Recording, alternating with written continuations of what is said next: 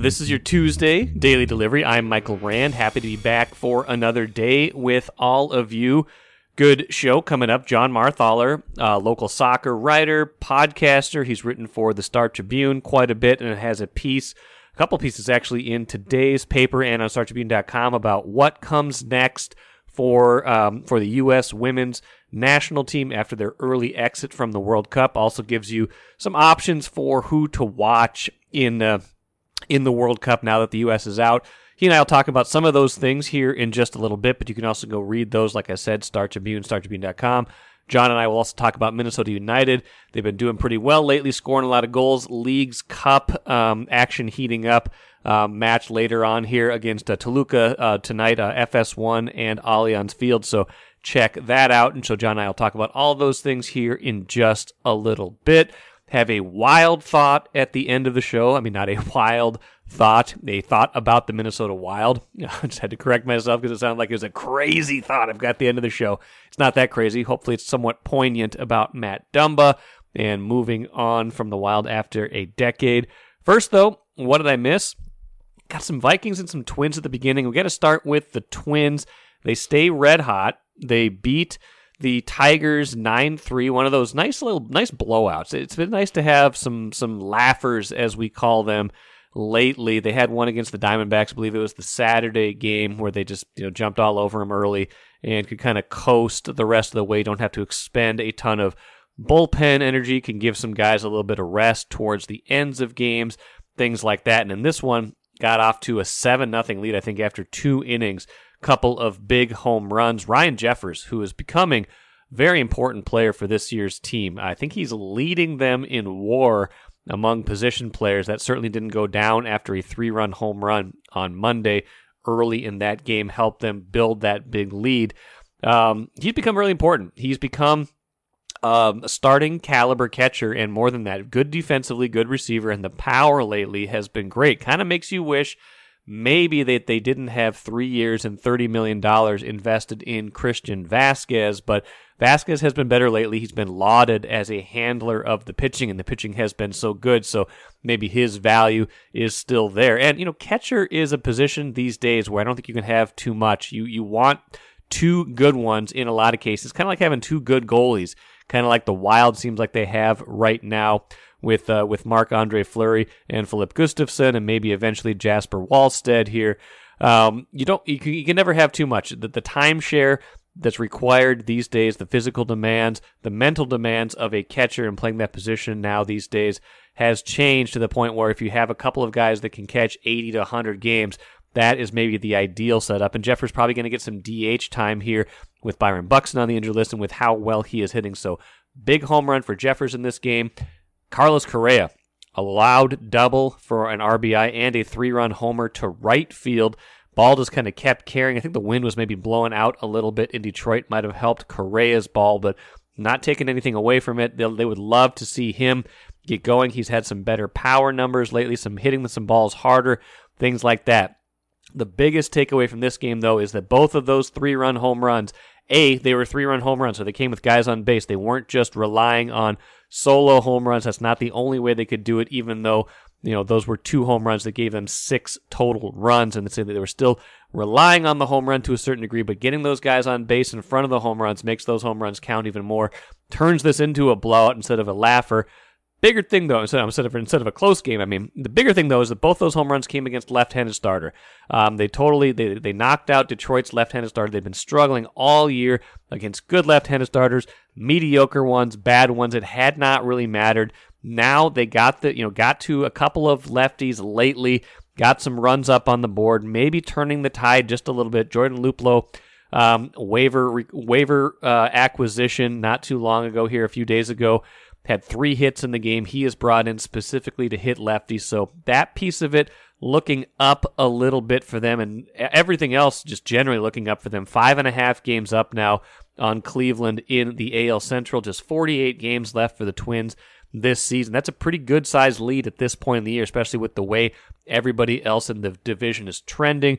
A nice start from Pablo Lopez, who got 7 shutout innings from Pablo Lopez. He's really rounding into form as the season goes along, looking like he can be a rotation top of the rotation mainstay for years to come. So they've got to be feeling good about a lot of these things where just a week ago, the sky was falling, right?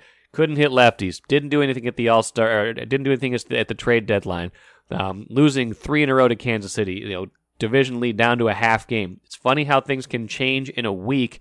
Maybe they'll change again in another week, and we'll be talking about, oh man, leads down to 2, can't hit lefties, we're too reliant on the home runs, the starting pitching starting to crumble a little bit.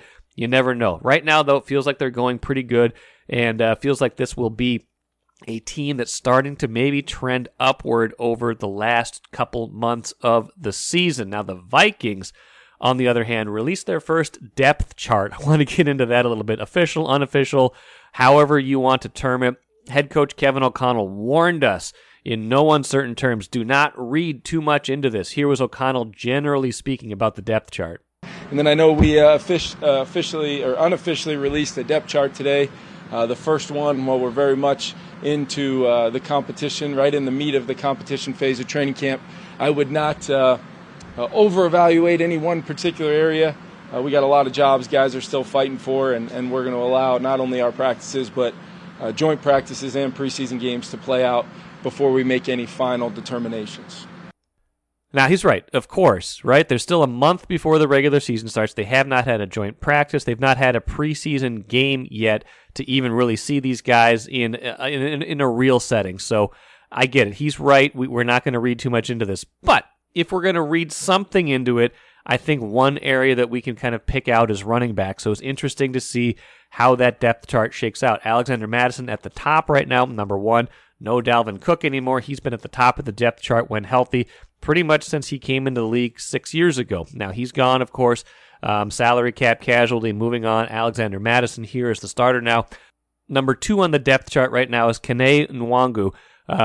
Guy with a lot of speed. They've liked what they've seen from him over the years. Ty Chandler has been taking most of the reps in that spot and has been looking pretty good running the ball, but you don't have to read too far between the lines to figure out what Ty Chandler has been struggling with so far this year. He was Kevin O'Connell on the running back battle. That would be one position that backup spot is really fully in the competition, and because of Kene getting a little temporary setback, we didn't want to make any.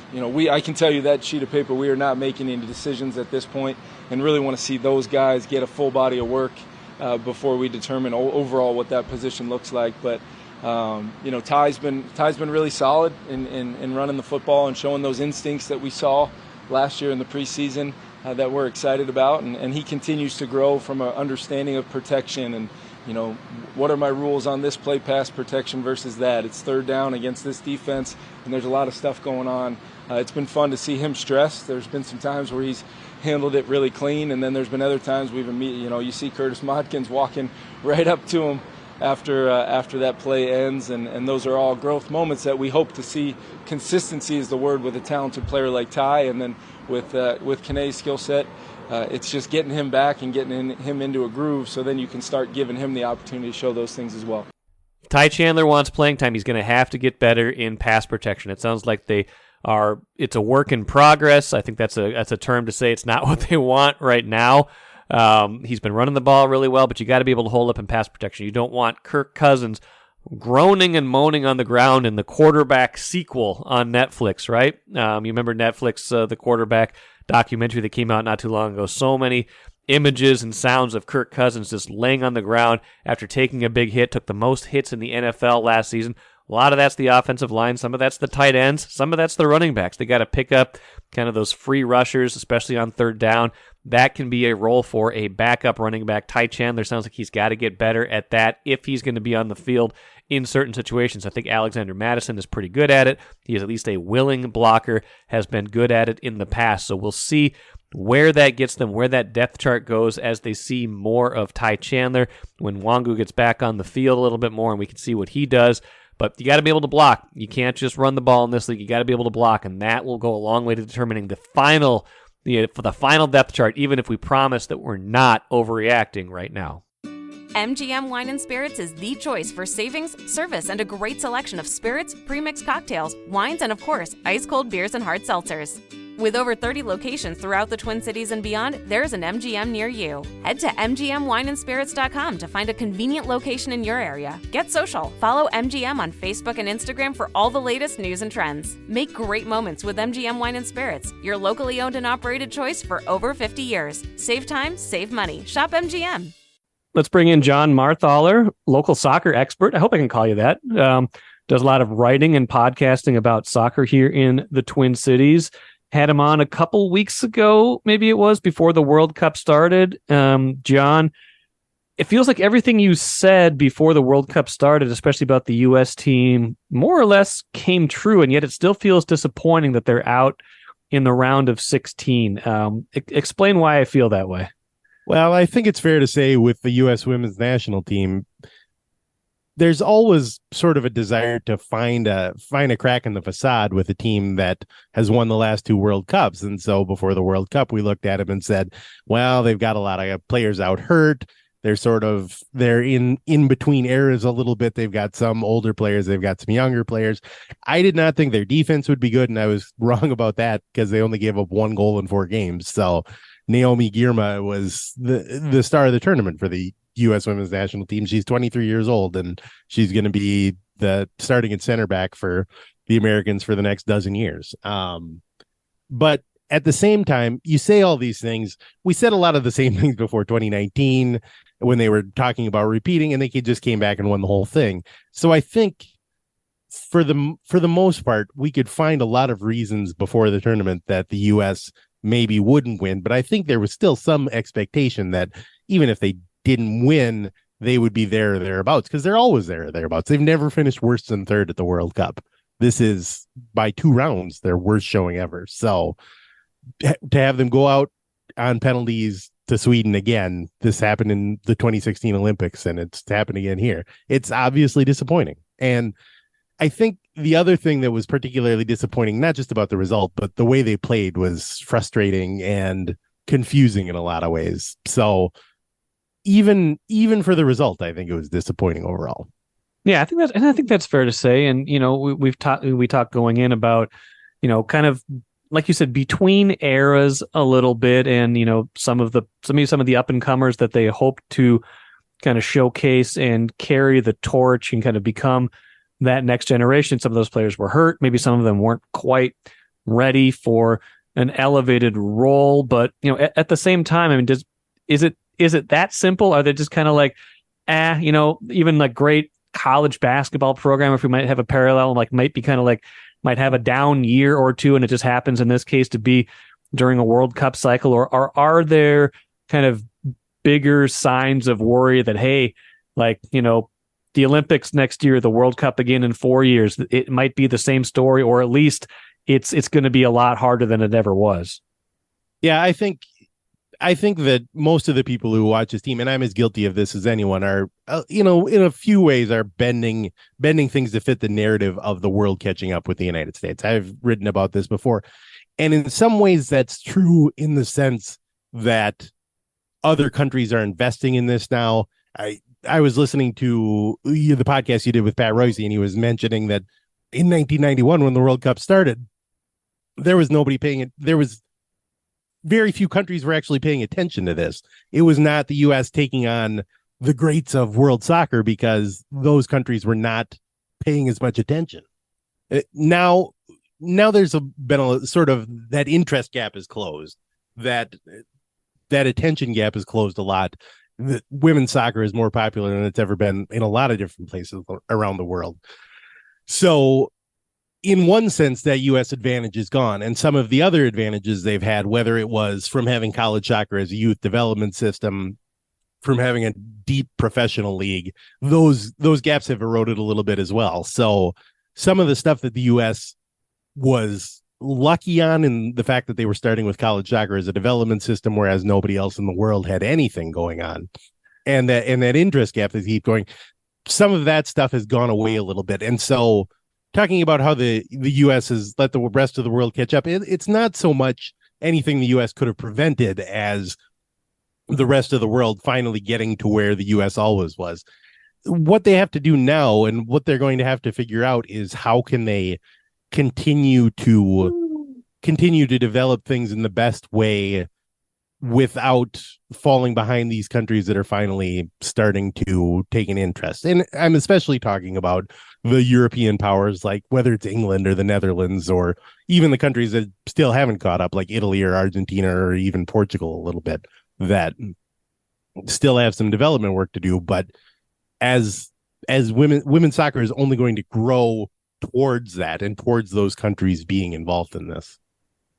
All that aside, tactically speaking, I think there's been questions about this team in the past, and they kind of overcame that with their excellence, with their attitude, with just the belief, and really the results that they were just better than everybody else. Now that the gap has narrowed, maybe some of the tactical ideas, some of the coaching they're getting, that gets exposed more. What did you think about that? I mean, from what you wrote in, it's online, StarTribune.com, and in Tuesday's paper, I believe, what you wrote, I mean, basically, like, they're probably going to be looking for a new coach because this cycle just did not go well, and they looked outclassed in a lot of ways from a tactical standpoint. Yeah, you can say whatever you want about Vlatko Andonovski, their coach, but if you have the worst ever U.S. performance at a major tournament, there's no way he's going to stick around. Everyone expects him to get fired. I don't think, as we're talking right now, I don't think he's officially been let go, but I don't think there's any chance that he's going to stick around as a coach. He's been around for an entire Olympic/World Cup cycle. Keeping him on to go to the Olympics next year just seems pointless at this point. I don't know where they'll go next, but in this tournament, the knockout round game against Sweden, they finally switched it up a little bit and played a different formation. But the first three games, they stuck with virtually the same lineup. It was virtually the same setup where they were basically playing 5 people up front and 5 people in the back and nobody in between, and just trying to play the ball up the wings and hoping for wings to beat people off the dribble and create something from there. It was a strange use of what you would have thought would be some talent they had in the midfield, whether it was Roosevelt or Lindsay or Ant, to actually control the ball and get on the ball in the midfield. They just sort of gave that up, and both Portugal and the Netherlands just sort of overran them there. And not being able to make that adjustment or make a substitute or do anything to affect that really is what ended up hurting them.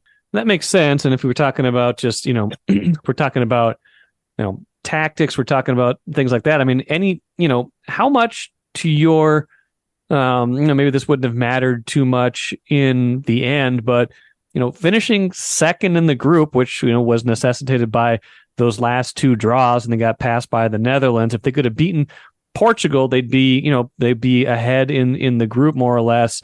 If that's different, how do you imagine the result? Would the result have been different if they got to play the lesser team? They didn't have to see Sweden right away, or is this just an inevitability that they would have gotten exposed at some point? Well, I'm trying to remember the bracket off the top of my head. I'm pretty sure the Netherlands, who won the group, ended up playing South Africa, which would have been an easier game for sure.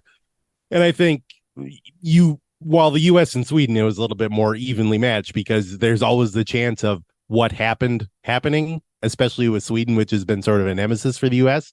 South Africa, I think the U.S. would have been heavily favored.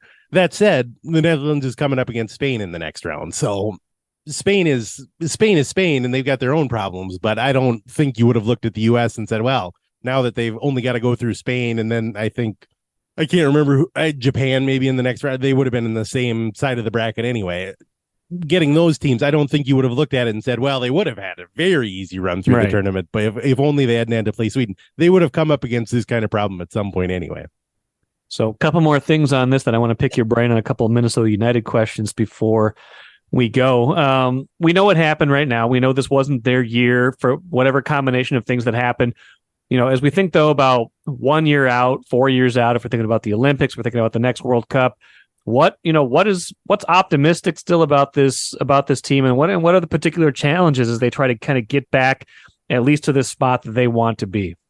Yeah, we're sort of on the verge of that generational change that we talked about, especially when you're talking about the players. Some of the faces that everybody knows are going to be gone. Megan Rapinoe retired right after her final World Cup game. Julie Ertz has already said that she's done with the national team. Alex Morgan did not retire. Specifically said she was going to keep going, but she'll be 38 the next time the World Cup comes around, and I can't imagine that we'll see her again at a World Cup.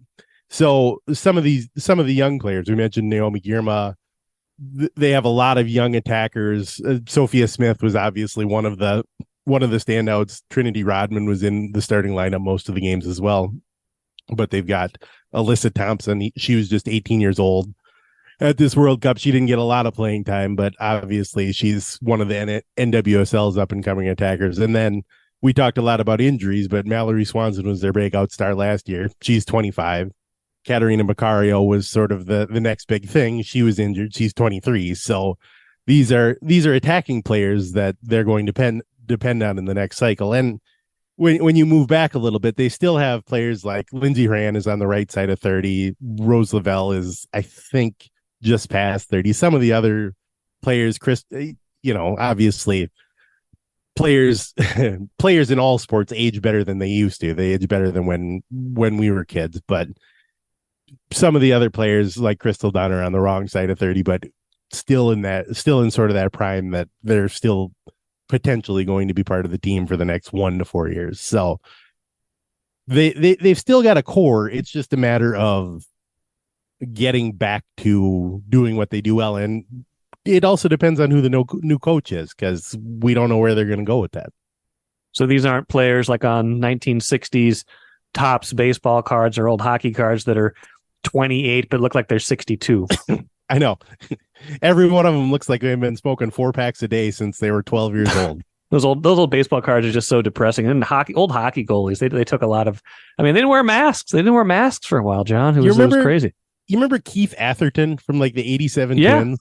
Do you have the big glasses? Do you have big glasses? Yeah. We should look it up, because he probably was like 22 years old, but he looked like he was 39 years old. At least.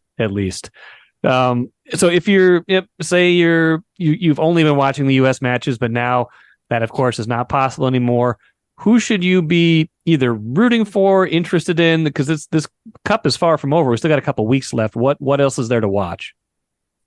Well, I think the most fun team to watch right now is Australia, just in terms of the viewing experience, because they're the home team and the whole country is getting behind them. You and I both have young kids. I don't know if you have Disney, but your kids probably love Australia already if they love Bluey. That one's for all the dads out there. Yes. We can talk about Bluey all night, but so we're blue in the face. Sorry. Dad joke. It's a dad joke. So, well, it's part of the dad segment.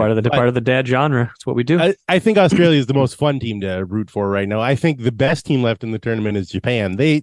I wouldn't say they were one of the favorites coming in, but they've absolutely been the best team at the tournament so far. They dominated the group stage. They waxed Norway the other day in the first game. They got Sweden next, and I think they're the team to beat right now. And as far as other rooting interests, you've got a couple of underdogs left. As we're talking right now, Morocco's still in the tournament. Jamaica's still in the tournament. Colombia's still in the tournament. Colombia plays Jamaica, so one of those teams will still be left. Morocco plays France later tonight. By the time this podcast is around, you'll know who won. But those underdog stories, I think, are still something to root for as well, because beyond that, you've got a lot of sort of traditional European powers, and at least for me, Europe gets everything in soccer. Yes, they do. You get tired of hearing about Europe. Anybody but UEFA. That's the bandwagon that I'm on. And so as the tournament goes on, it's underdogs, it's Japan, and of course cheering for the home team in Australia, I think, is always fun. Couple Loons questions for you before we go, Jon Marthaler. Have they found something special here in Bongi, or is this just he's a Leagues Cup phenomenon? He's got 6 goals in these 3 Leagues Cup matches, but he's also played pretty well. He's scoring. He's got 14 total goals this year, I think. Like what do we think of what he's providing, and is this sustainable? Well, I mean, scoring 6 goals on the wing in MLS is pretty good regardless, but if you look at his sort of underlying numbers and his expected goals numbers, he's been maybe the best winger in MLS this season in terms of getting into the positions to score. He just hasn't had that finishing. You put him in a cup competition and he can do nothing but score. He's got 6 goals in 3 matches in the Leagues Cup. He scored 2 in a U.S. Open Cup game against Philadelphia earlier this year. It's if he can get that finishing has been unbelievable in the Leagues Cup. If he had that finishing in MLS, he would have been an all-star this year. People would be talking about him as one of the best young players in the whole league. So even without those goal numbers in MLS, I think they've really got something good this year. Last year, it was his first year in America. He couldn't buy a goal. By the middle of the year, you were just sort of hoping that somebody would a goal kick would rebound off him and go in the net just so that he could score a goal and get sort of off the schneid a little bit. But now this year he's scoring goals for fun. He seems like he and Emmanuel Reynoso have a great connection. It's just it's everything they want from him right now. How is their Finnish young, not so young anymore, Timo Pukki? How has he looked so far? He's young compared to you and me, but I wouldn't say he's young compared to anybody and it's funny, we talk about athletes like they're old when they're like Kirk Cousins going to turn 35 soon. Like we all said, like, he's going to be not so good than him. Like he's like a full decade and a year younger than me. So I was just talking about U.S. women's national teamers. They're getting close to 30. Their birth dates are like 1995. Okay. Yeah, exactly. Yeah. Anyway, but Timo Pukki, what's your impression of him? So far, he's a little bit. He looks old so far. I'm not gonna lie. We'll see how he rounds into shape. He just finished an entire season in the English Championship, which is known for being maybe the most grueling league in the world. So it's a little bit disingenuous to just say, well, he looks like he's old and tired. Well, he is tired. He played how many games this year in England and then came over here. But that said, in one of his first games, he had a breakaway and scored, which automatically puts him above about 4 MNUFC forwards in the past. He's above Mender Garcia, who's still around. Mender Garcia's had about 4 breakaways this year and hasn't scored on any of them. Adrian Unu had about 15, it seemed like, last season and never scored. So just by his ability to beat the keeper one-on-one, he's one of the best forwards MNUFC has ever had. That's it's faint praise because they've been searching for that finishing forward for about 5 years since it's the curse of Christian Ramirez still, right? Yep, and Christian Ramirez scored in the Leagues Cup game the other day against them. Of course he did. Well, yeah, I still don't know what to make of the Loons this year, but they're a little bit more interesting now that they're scoring a little bit more. If they can never figure that out, they'll perhaps be dangerous. But it is still the eternal question of will they get enough offense, especially when it matters the most. And the Leagues Cup is fun because they just won effectively a playoff game. They won a knockout round game. There you go. So there you go.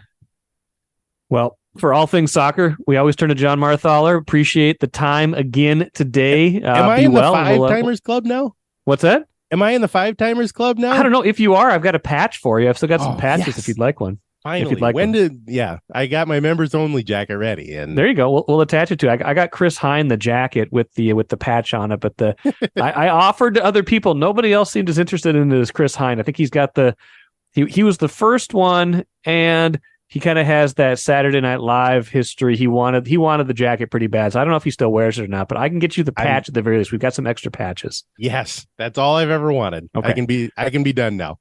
Awesome. All right. Thanks again, John. We'll see you soon. Thanks, Mike. Good stuff from John. I think bottom line is the U.S. women are going to be fine.